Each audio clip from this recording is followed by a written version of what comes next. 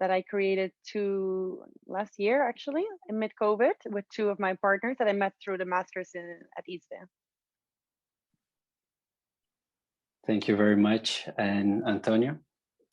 Hi, everyone. Good afternoon. I'm Antonio. I'm also a ISDE alumni from Madrid 2017 class. And I'm here in Rio de Janeiro, where I founded also my own sports law firm for consulting for athletes and clubs in Rio. And that's it. Thank you very much. As you saw, we have the common factor of being all ISDE alumni. And Antonio, I had the pleasure of meeting while I lived in Porto, while he was working at Porto.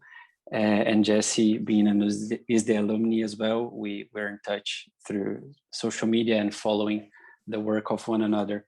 I would like to hear, starting the questions, first from Jessie and then from Antonio, what motivated you to getting into sports law? What was the field that made you choose this path?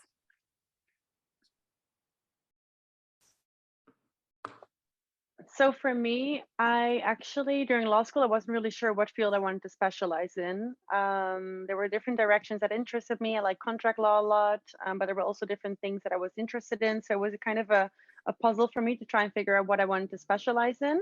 And it really wasn't until I did some internships that I was exposed to the field of sports law, because those firms dealt with some sports law cases, and I was dealing with some sponsorship agreements, representation contracts, which is when I thought, wow, it's actually amazing if I can get to combine my two passions for sports and for law together in my professional career. So once I saw that opportunity, I started to do a lot of research online about what sports law actually is, because I'd never heard of it at university. And I started to reach out to some people that were in the field working already on LinkedIn and also social media platforms. And that's how I actually thought, okay, this is actually a proper profession that I could specialize myself in. And that's how I ended up with ISDE. And yeah, after the master's, I decided to go ahead with it. Very well. And did you were you involved in sports in other ways, like as an athlete, as a fan? I grew up in a family that is obsessed with sports. So my whole life, my family is obsessed with football in particular. So I was always watching football. My family, my brothers play football. So I was always kind of involved with football, not playing myself. And myself, I was a professional dancer for about 11 years. So yeah, that's kind of my background with sports. Very well. And you, Antonio, what were you doing until we met in Porto in 2019? Well, my story is a bit different from Jessie, but like it's the same passion thing. I remember my first day in ISDE, everybody usually does the same thing everybody said, combining the passions with sports and law also. But I was already a qualified lawyer in Brazil. I was working as a qualified lawyer for 5 years. But I decided, I was like always since a kid, since growing up as a kid, I was really passionate about football. And I used to play, but not that good, but I tried, but my career did not succeed. So I decided, okay, I'll take a chance. And I heard about ISDE from another alumni also. Then I started my research and I said, yeah, I'm going to take this opportunity to move to Europe for a while and enter this field because it's amazing. And with our passion for sports, when you see things going on like the transfers and also disciplinary and cases in doing tournaments, you always say, like as a lawyer, you are always interested to how someone will defend itself or how the thing's going to develop. So that's why I started to work in this field. Yeah, it's interesting. Thank you for both of you sharing. And I myself also had been working as a lawyer for a while in other areas, being law such a diverse field. And the same, I saw the dynamics of sports law and how things move fast, and the emotions that are involved in it motivated me into getting into it as well. First, through a study group back in Brasilia, where I'm from. and later on with ISDE, and yeah, now being proud and to call myself a sports lawyer, been working in the area for the last few years. You two have incredible paths and careers so far, and the years to come will only improve that. And I would like you to share your stories, because after ISDE, both of you had incredible experiences in big institutions in football. And I would like to hear from you, once again, first Jessie and then Antonio. How was it, in Jessie's case, getting into UEFA, Barcelona, and if you may, sharing some interesting stories, not only along the way, but of challenges and works that you are proud of in these institutions. So you could share a bit with our viewers what you did before deciding to create your own business and track this path. Yeah, of course. I'll be happy to share that. So after ISDE, I was offered an internship at FC Barcelona because the master's that I did was in collaboration with FC Barcelona. So we had different professors from FC Barcelona coming to us to lecture us. We had several side visits to this Camp Nou, and obviously me being a crazy football fan and a huge fan of FC Barcelona, that was always my goal. You know, when they said, oh, we offer maybe an internship or two to some of the students, I was obsessed, like, okay, I need to get that internship. I guess manifestation worked because I ended up getting it. Thank you very much to Marcos Picayo. He's the one that signed me for the internship. Which said that was obviously a dream come true. You know, I was working in the strategy and innovation department as an intern. I started there, and it was actually a relatively new department that they set up within the club, and it was extremely interesting because as working as in innovation, you get to work with a lot of different departments within the club. So we work with the marketing department, with the business intelligence, with licensing, with legal department, with everyone. We worked with so many different departments. So I really got a thorough understanding of how one of the biggest football clubs in the world actually functions internally, which was really eye-opening for me. And I also got to work from Ciudad Deportiva, which is a training complex from FC Barcelona. And that was also a dream come true for me. So I really, really enjoyed my time there. And then after I was offered the opportunity to go to UEFA to work in the same field, but for UEFA, which for me was a very difficult decision to leave FC Barcelona, because it was a very, very nice position that I really loved. But obviously for me also UEFA, I thought, okay, it's maybe the next step or something more international that is also really cool. And so I really wanted to take that challenge. And so I worked at UEFA also, which, like I said, it was, if Barca was a dream come true for me, UEFA, one of the biggest institutions, and being there at the headquarters, it was really, really cool.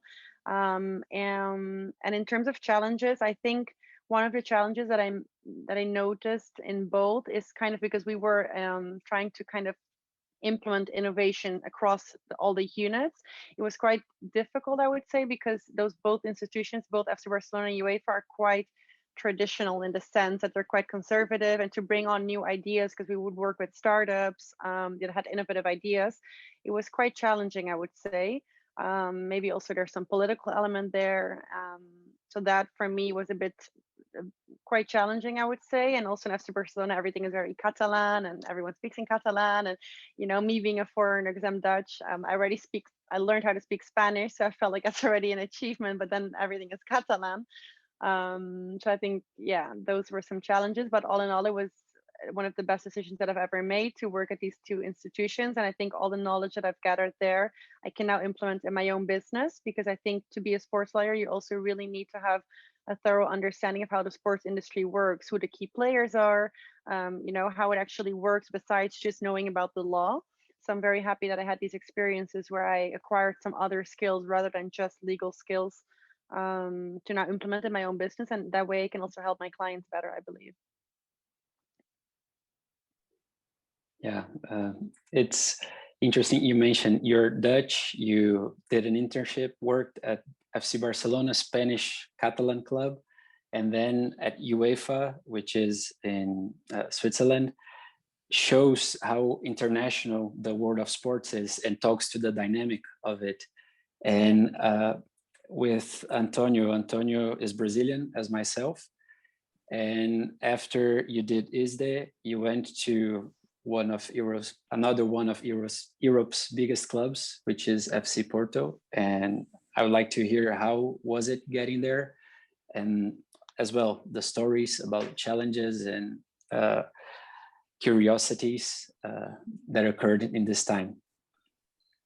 Well, Andrea, joining FC Porto was through ISDE also, was my internship through ISDE that I was saying in the meetings we had in ISDE, I was saying I want to work in a club in Portugal. And because of the Portuguese, it's easier for us to adapt, obviously. And also, and FC Porto was the perfect fit because since, I don't know, always FC Porto has a tradition of Brazilian players and also South American players. So they're a club it's usually the first step for a player in Brazil or in Argentina, Colombia, to join the European leagues. And it's a perfect path everybody usually uses. So I had this opportunity to take the internships and it was an amazing experience with all my colleagues there. I met so many people, and in Porto, the experience was amazing. And it was nice also because I didn't work only in the legal department. I was obviously going to end up in the legal department because as a lawyer. But before that, I did an internship in other areas of the club. So in the academy and also with the marketing department and with the museum. That's FC Porto has an amazing museum. If you have the opportunity to go there, Andrea probably did. It's comparable to Real Madrid and Barcelona. It's amazing how it's done and all the architecture and everything. It's so different from what we're used to see. And that was it. And the challenges was mostly in a football club. The challenges are the transfer windows. It's where you stay until late, and everything is going on in the market, and you have to be always trying to help the football department to get documents drafted and everything, and help your legal director and also your football director to make the deals. And also in renovation of contracts, when the players sign renewals and everything, that's always negotiations. They may last a long time, but you have to draft contracts one side to the other side, and that takes a while. And it's also good. And also a thing we have in football clubs, also the disciplinary way for disciplinary cases. That's always challenging because they're really harsh on clubs, especially on clubs where the passion is really big, as Portuguese clubs, and where you know the atmosphere in the stadium. So, and they are harsh on our fans, and that's also a big challenge for us there at the club. And it's amazing because it's a club. It's a really dynamic club. They know how to move in the market. So they're like I think the best club in Europe, probably for buying cheap and selling expensive players. So they work really well with all this. It was amazing. It was cool. It was through ISDE. So, and also before Porto, I went to Buenos Aires with Ariel Heck. That's an amazing lawyer for me, one of the top lawyers in sports. And also with Andrea Botz, another ISDE professor.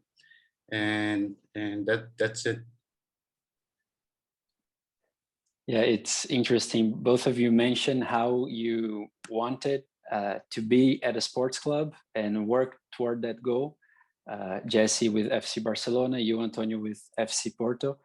And whenever one talks to students or to people that are starting to grow an interest in sports law, the common answer would be, I would love to work at a football club, at a sports club, at a sports institution, because that's what we see every week on the TV. That's where the glamour is.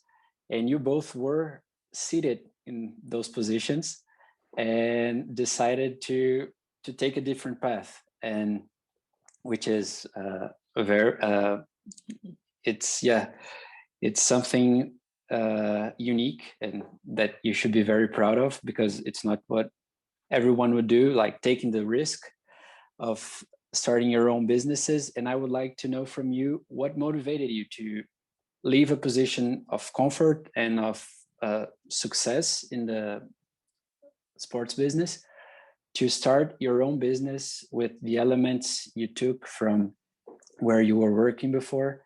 And how was this decision process? What did you take into consideration? What goals did you set to yourself in order to make this change? Jessie? Yeah, very good question. I get that question a lot, actually. I was actually asking myself that a lot of times when I was about to make the decision. I was like, what am I doing?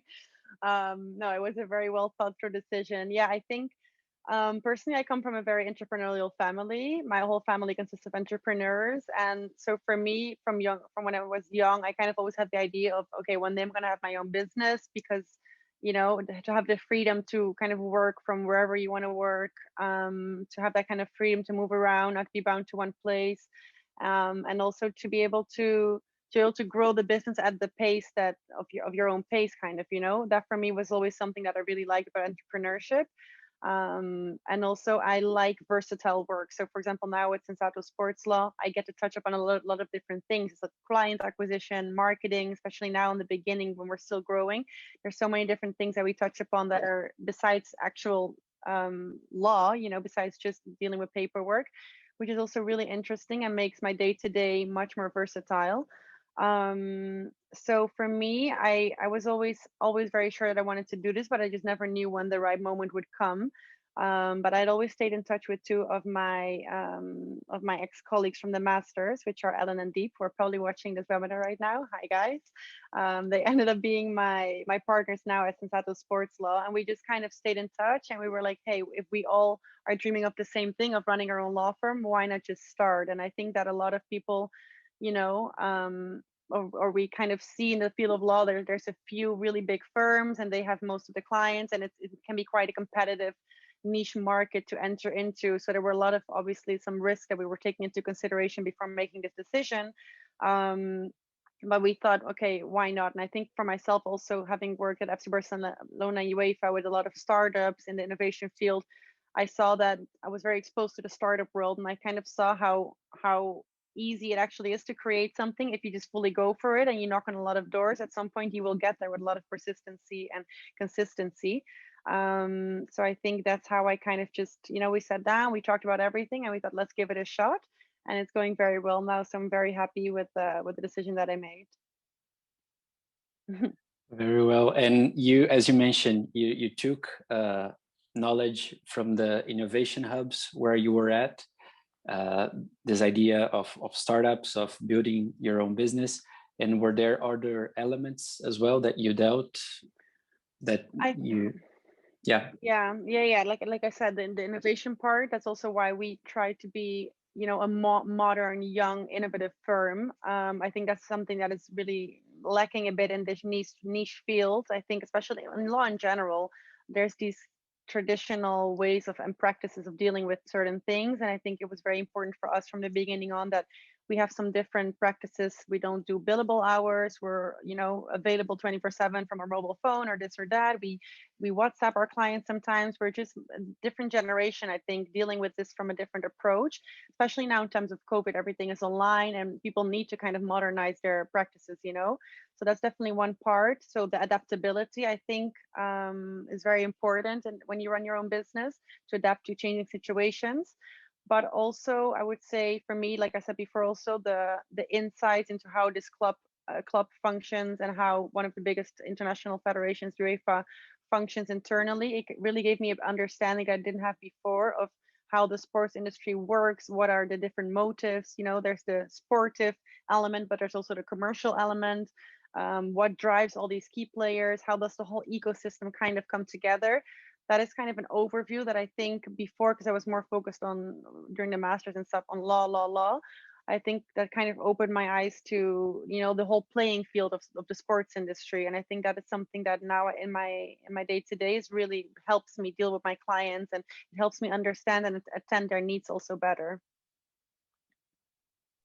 Very well, thank you. And You, Antonio, how was this change going from this great position at this great environment you mentioned, dealing with so many different areas along the way, to starting your own business and being the face of your own company? Yeah, Andrea, it was a tough decision for sure, because when you are in a club and everybody says you should stay and everything, because it's an amazing role you have, and I don't know, inside me something said you have to go back, because also I was uh, like a ocean from my city and my country, and that's something like difficult for me because I have strong roots here. So I'm really passionate about Rio also, and I had this challenge to do something myself. Obviously, it's like a club. It's amazing, and I really see value in working in clubs. It's an amazing job, very nice. But run your own firm, it's challenge is big, because you don't have a monthly income. That's something different for so many people. But also, as Jesse said, my family also, we have a tradition in entrepreneurial tradition. So that's something I always say I want to be.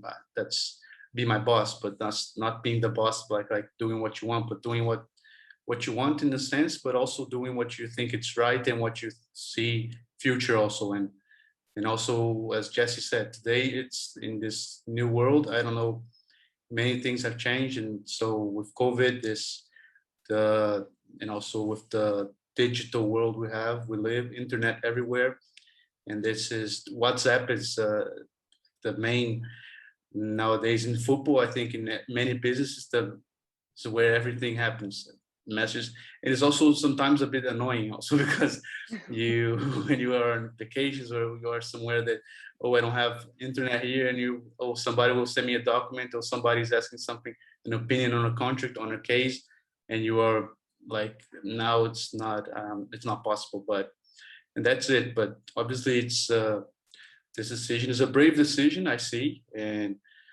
But let's see, it's so far so good. Let's see how it's gonna end up. It never ends, but let's see how it unfolds. Yeah, and on that subject of this digital era where we live, and internet being able to connect so many people from all around the world, not needing to be at the same place, but being online, you're in touch with people. And building your businesses, you need to be in touch more and more with more and more people. So I would like to hear from you how important it is networking for yourselves, for your businesses, and how you do it. And adding to that question, you mentioned you're constantly available, both of you, to your clients via phone, WhatsApp. How to network, to be available, and to create a balance with your personal life, and separate some time from for yourself, not to be involved in work 24/7. Jessie, please. Good question. The first part about networking, I think networking is something that myself, I can admit, I used to underestimate a little bit back in the day when I was in law school. I think I could have networked more there with some professors perhaps. But now obviously this is something, and that is actually also something that I learned while working at the clubs. There were a lot of these networking events and conferences, and we got to meet a lot of people. I started to kind of appreciate how important networking is, and especially in the sports industry, which is such a niche market. It's very important that you develop your networking skills, and especially like you said, online nowadays, there's so many different ways that you can stay in touch with people. Myself, for example, I use LinkedIn quite a lot. I use LinkedIn to stay in touch with some students from the masters that I studied with potential clients that reach out to me there because they see my posts, and also with fellow sports lawyers, so my peers. I use LinkedIn a lot, and I try to be proactive there. And whenever someone that I think could be relevant for my business or on a personal level adds me on LinkedIn, I try to always do a follow-up message and to kind of have a brief introduction instead of just you know, expanding your list of contacts without doing anything with it. I think the purpose is actually to use it to to the fullest potential, and to actually be in touch with people, to at least give them a brief introduction. And besides that, actually myself, I was never a big fan of social media. So I didn't have Instagram until a few months ago when we opened a firm. I thought, okay, I need to have an online presence, because I know that everything is online nowadays. And LinkedIn, Instagram, Twitter, these platforms are just a great way to communicate, whether it's with potential clients, because obviously a lot of athletes are on social media as well, or with some law students who reach out to me all the time now, which I'm happy to be in touch with, or with other sports lawyers, to kind of stay up to date about what's going on in the industry. So yeah, I definitely would say using these tools is very, very important nowadays in sports law. And what was your second question? Sorry. Still on networking, what else? You slightly mentioned conferences, but I'm aware you have other means of networking as well, of broadcasting yourselves, creating groups, and also developing other initiatives. So going more into that and explaining how you manage to balance being the sole responsible for your success, your business, how to balance work and private life. Yeah, I think that is something that requires a lot of self-discipline, and it's something that I'm still trying to figure out myself, because when you're your own boss, you know, like, you would actually want to be working all the time, because time is money, and you know, you need to be there, and you're the sole responsible of everything, basically. So, and like you said, nowadays, you know, clients can send me a WhatsApp super late at night when I'm actually off work, or I'm supposed to be off work, but then it's like, oh, this message is coming in, I'm thinking about it, and I might as well respond now. And so I'm kind of trying to figure out, but I would say mostly I try to stick to weekdays or working days, and weekends in principle are off, unless something comes up, obviously, which happens sometimes. But yeah, I try to disconnect a bit from social media sometimes, also with LinkedIn and my email and different messages coming in, and it's quite a dangerous game, you know, to always be on. So I try to turn off my notifications sometimes on the weekends, to just kind of take a moment to have a personal life. Yeah, nice, thanks. And yeah, but networking is essential in this business. I myself as well was not that engaged into social media until I joined the sports law world.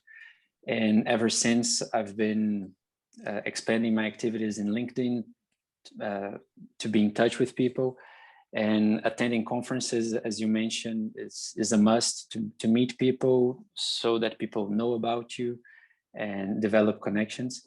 And I would like to hear from Antonio as well, how he managed to network and how to balance the same, not going always to places where you don't have internet, but doing other things, not to be available all the time, and having some time to yourself. Yeah, that's networking wise. I'm not a good example for sure. I'm not a social media kind of guy. I need to work on that, because LinkedIn, I think my first post was this week. So I'm not the digital guy. So this is something I need to improve. But my networking basically is while working, you network. Also conferences, but while working, I'm writing something, I get in touch with someone who knows about that subject, or when you have a case, so you get in touch with people. But this is networking for me. And also the conferences, I think, is the best way to know people and see what people think also, because when sometimes you have a case, or you have also a doubt, and you see how someone you admire thinks about that case or something while he speaks in an event. So I think it's also good for not only networking, but also for your development as a sports lawyer, or as a lawyer in general. And with respect to the time, that's difficult. That's a difficult question, because I'm not also good example of this, because I'm usually I reply, and clients usually, they can reach me easily. I'm not like doing weekends. Obviously, I try not to be working, but that a bit difficult, because also when vacations. When you have your own firm, you don't have vacations, so you won't have holidays. You can have some days off, but usually you have a question of someone that you're going to answer, or you have an email. And so it's a challenge. It's a challenge for sure.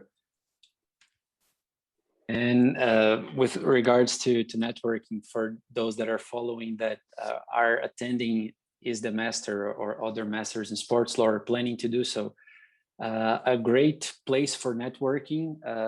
The classes itself, the knowledge taught was incredible and great, but even more important for me was the opportunity to network not only with the professors from different institutions, law firms, but with the colleagues on the class. As Jessie mentioned, she created her firm with 2 of her colleagues. In my classroom, we were from 20 different countries. So this, just on that room, we had connections all over the world, and that we still carry on nowadays, each one of us in different places, but we are always helping one another and in touch with what's happening on each other's countries. So the master is a great opportunity also to meet people and network. And I would also invite once again the viewers to share their questions, comments they might have for this talk, also to involve your interests. I see some people from Brazil, some people from the Netherlands as well that followed shows before. And I would like, in the meantime, to hear from you the advices you would give to people that plan on joining the area, how to do it, and what to expect, that it won't be all fairy tales. You won't be working at a big club at day one, but how is it? What advice would you give to those people? Yeah. Should I start? Okay. Yeah. So I think one of the most important thing is reaching out to potential mentors. So I think that is something that I didn't do enough myself when I was just getting started in the field, or even before starting the masters. I was kind of afraid to reach out to people that were in positions that I would want to be in, like so other sports lawyers, because I thought, oh, like why would they respond to me? But I had so many questions in my mind, like what does your day-to-day look like? What other career prospects are there? What does sports law actually mean? Like in the very beginning, I wasn't even sure what it meant, because in university we don't have classes on sports law, because it's a discipline, it's a mix of different areas of law. So I had so many questions in my mind. I was always afraid to reach out to people, but I think once I learned to do that, everything went a lot better. And that's also networking at the same time, because you put yourself out there, and just proactivity in general really gets you really far in this niche, I would say. And I get quite a lot of messages from people asking me like how to get into the field and stuff. And I think there's 3 main elements that you should try to work on as a law student that is wanting to get into the field. And one is obviously acquiring knowledge. So either through courses or through masters. It's very important to acquire the actual knowledge about all the different regulations that are specific to sports, which are usually not taught in universities. I would say that's number 1. Obviously, number 2 is experience, which is maybe by far the most important element, whether it's through internships, whether it's through volunteering, and also even like we discussed before, it doesn't always have to be in the legal field. Even maybe just working at your local sports club, you get to network a bit, you get to see what the field is like. I think any type of experience in the field of sports, and obviously preferably in law, but to start with just any type of experience in sports and sports clubs is really amazing at whatever level. It doesn't always have to be at the top level, of course, because that's a journey, that's a path. And besides experience, I would say, like we discussed before, networking. Those 3 elements, I think that's the perfect cocktail to get into this field and to, hopefully be successful. Yeah, I think those would be my main advices. And like I said before, really proactivity, and at the same time patience, because it takes a lot of time, and there's a lot of personal branding that you could do online by writing articles or by doing podcasts, by attending these type of seminars, reaching out to people. That way you kind of stand out from the crowd. People get to, you become top of mind sometimes. And maybe if someone is looking for an internship, or a firm is looking for an intern, and at some point you will be maybe on top of mind for them, and that way you can maybe get an experience and learn about everything there. Very well, very well. Thank you. And from yourself, Antonio, what advices would you give to people that want to start this journey and just get more and more into it because it's so intense and passionate? Yes, this is what Jessie said. You have to put yourself out there and also work hard. Work hard is the main key. And for ISDE students that are maybe watching us, is work hard in classes, and your colleagues will be the ones in the top positions in the future. So this is when you are in your class, that you can be sure that your class will be the influent people in sports law in some years. So now I have colleagues of my class working in FIFA, in other clubs and top firms also. So you have to be always connected to people, and in class you have a lot of networking to do, but obviously later in this writing is obviously a very good thing to do, to be connected to people and also to get your name out there. And I think it's that, and it's the main key is work hard. So you have to work a lot, and that's in all areas, I think, in all fields of law and other things in life. So you have to, and be patient because that's it. Rome wasn't built in a day. A song says that. So it takes a while, and that's it. Yeah, I agree. And from my side, from my experience, the advice I would give is more or less the same, of getting involved with the subject you like, and get in touch with people, getting known by people. And as both of you said, nothing comes in the short run. So it's focusing, doing internships, studying, producing articles, get in touch with people, and great opportunities will come. It's not because the first door was closing that other doors won't be open. So it's being persistent and building yourself, your image, and getting ready for when the big opportunity arrives. And as I would like now, in conclusion, to hear your final thoughts, and also if you may share how people can reach your businesses as well, please do. And first Jessie, then Antonio. Okay, well, first of all, thank you so much for hosting this, Andre. It was a pleasure also to talk with you, Antonio, because we never met. I am reachable through LinkedIn, I would say is the best way, or even Instagram. On my name is Jessie Engelhart. Well, it's on the banner, so you guys can reach me there. And the website of our law firm is called sensatosportslaw.com. There you'll find more about the different services that we offer. And yeah, I'm happy to answer any questions, because like I said before, I've been in that same position myself years ago, where I really looked up to all these big lawyers and I was afraid to reach out, but I'm happy to speak to any students that have any doubts. Yeah, feel free to reach out. Thank you very much, Jessie. It was great hearing your story and getting to talk more to you, know more about you.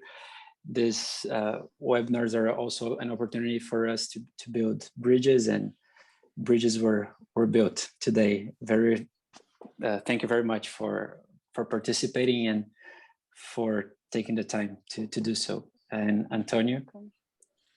And Jared, thanks a lot for having us. Also, Jessie, it was a pleasure to meet you. And this is it. You can reach me through LinkedIn also, the same as Jessie said. And the website at aoasportslaw.com. I don't know if it's really, I don't know if you have many things there now, but I'll try to upload some new things so you guys can see. And that's it. Yeah, I'm always reachable, always available for everybody. So that's it. Thank you very much, Antonio. And thank you as well to ISDE for giving us this platform to reach law students and people that are interested in sports law, in the sports law industry. I'm reachable also via LinkedIn, via my name. And also the law firm that I work at, it's Shivi Law Office. We deal with sports related disputes and advising. So you may reach it directly me or the law firm. And ISDE and Sports Talks at Calle Serrano will be constantly producing new content with more and more interesting people sharing interesting subjects. And I hope to see you next time. Thank you very much for being here with us. Bye. Obrigado. Thank you, guys. Thank you very much. Bye.